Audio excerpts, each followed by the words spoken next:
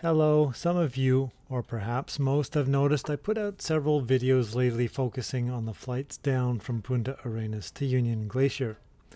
It started with, oh hey, I want to tie up a few loose ends from last year, and it evolved from there.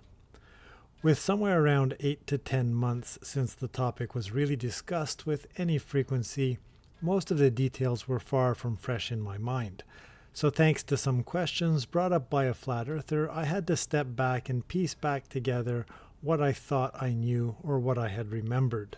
I was once again reminded from this recent experience of the high possibility of glossing over details, later mentally blocking them out when they could prove to be useful, as far as to showing how the potential for altered or untrustworthy memory could be. But that's because I was paying attention. I put together this playlist, so follow this card for more context of what the recent videos were all about. When I was wrapping up the latest of the analysis and research, the intent was to put to bed the Flat Earthers' objections with a video to address them and to provide context for the 4-hour and 47-minute timeline reconstruction video. I was just starting work on the script for a context video when I felt the futility of the exercise. I knew full well that the hardened flat earthers would reject it outright. I was also suspecting that most of the rest of my audience would at this point be asking, what was the point? I was, for the most part, right on both reactions, but I wanted to tell a story. The story was not about a flat earther completely getting everything wrong and clinging to a fantasy. That was a given. The story was not about me patting myself on the back for putting together a jigsaw puzzle. The story was not really about having a resource that could be used in the future as a point of reference. To have something as close to authoritative as possible for documenting what happened from Punta Arenas Airport to when the airplane stopped at Union Glacier was just a bonus in all of this. Releasing it without context or wrapping up the subject would have felt disjointed and without a sense of closure. When I feel motivated, I like to do things in a way that has multiple simultaneous meanings, and this recent project ended up being one of them. I don't really feel the need to bring up all sorts of examples, but 8 to 10 years ago when I first started watching videos on YouTube, I saw a lot of very odd and even strange videos. Before the days of AI-generated content, people had to put a lot of effort into faking videos, and some of what I saw looked quite authentic on the surface. Others would simply be misinterpreted and allegorized as something else. Months would go by, and for one video that made the rounds, another would eventually come up with someone explaining how that video was faked or what the other video really was about.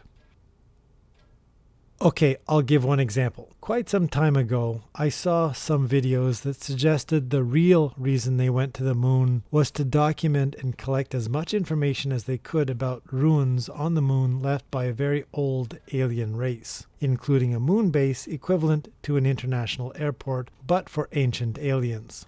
I also saw videos purporting to show a frozen, desiccated alien that was supposed to have been brought back to Earth and yet seemed to be incredibly, perhaps too well preserved. As it turns out, I eventually found out it was a student project in makeup and special effects and managed to make the rounds.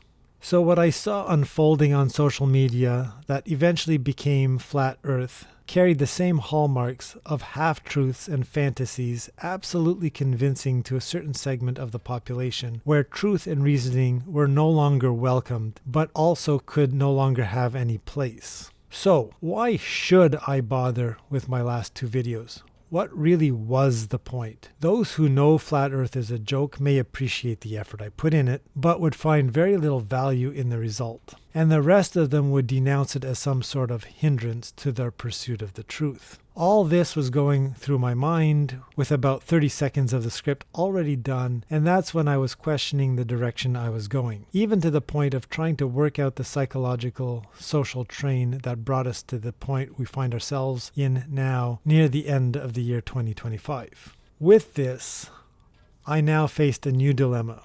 Do I release the nearly 5-hour-long video, and do I continue with my explanation video, or maybe I should let something rot on my hard drive, pretending it doesn't exist, burn my channel down, and go back into electronics as a hobby? I obviously resolved my brief impasse, but the underlying issue remains and will not go away. There are, and I'm keeping this fairly generic to avoid certain trigger words, conspiracies ranging from artificial clouds and weather manipulation, sky hologram projection technology, technology slowly killing us, them poisoning us, things being faked, dogs and cats living together, the list goes on. This world is very much not anywhere near the one I knew as a child. As recent as 20 years ago, most people either just ignored all this nuttery or were not even aware of it, going on quietly with their lives, going to work, going on vacation, and generally having a peaceful, even somewhat sane life. But we are no longer living in that world of yesteryear, and every new day seems to slip us further and further into a dystopian nightmare we cannot wake up from. The race towards idiocracy is well on its way, and those committed to the process are the first to fall for a lie and are the least prepared to resist that mindset. Having a skill or mental discipline to test or to determine the authenticity of everything you encounter is becoming increasingly important. If a video shows the sun suddenly collapsing into a red dwarf, everyone must be prepared mentally to instantly disregard it for at least 24 hours to see for themselves if the sun will once again rise in the east as it has every other morning since the day they were born. So, when I felt so much as a brief hesitation or minute doubt from what I thought I knew, I embraced it as a training exercise, and I worked hard to get to the bottom of it. The exercise was really my own way to put any prejudice or bias I might have aside and focus entirely on the process of getting to the bottom of the matter. If I was right, the process would bear that out. If I was wrong, I would learn from the experience, but the fine points revolving around the flight was not the goal. The process was the end goal, because just like going to the gym strengthens the body, recognizing fact from fiction and working out the process to determine which is which strengthens the mind. I don't want this to be a long video, and I trust most of my viewers by now have already got the core message from it. But in light of my recent set of videos, I do want to stress the point and leave one final idea for everyone to consider. If I could characterize one common trait that flat earthers share in abundance, it's that they know they are right. I don't want to just pick on flat earthers. It seems to be a growing and ubiquitous trait. I want this to be a learning opportunity in general. Whether it's a deliberate choice or the result of ground you have tread so many times before that you fall into a rut, when you have decided you are right or something must be a certain way, or that you are the keeper of some sacred technology, you are no longer open to the possibility that you could be wrong and that a different solution might present itself. I would hope and encourage that everyone truly takes to heart the idea that people really don't know anything, and that one really must remain humble enough to consider they could have an incorrect or incomplete view of something. It's only when you're in that frame of mind can you experience an insight, and that life seldom drops those insights into your lap.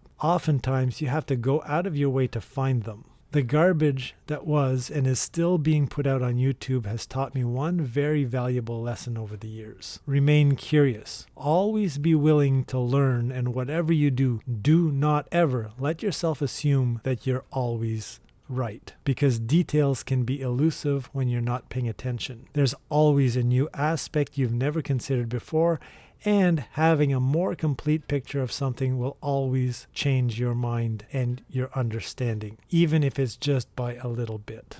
Anyway, that was really the point of my last two videos, and I hope that you've appreciated this video. Thank you for watching this far, and if you have, I would appreciate all that other good YouTube stuff.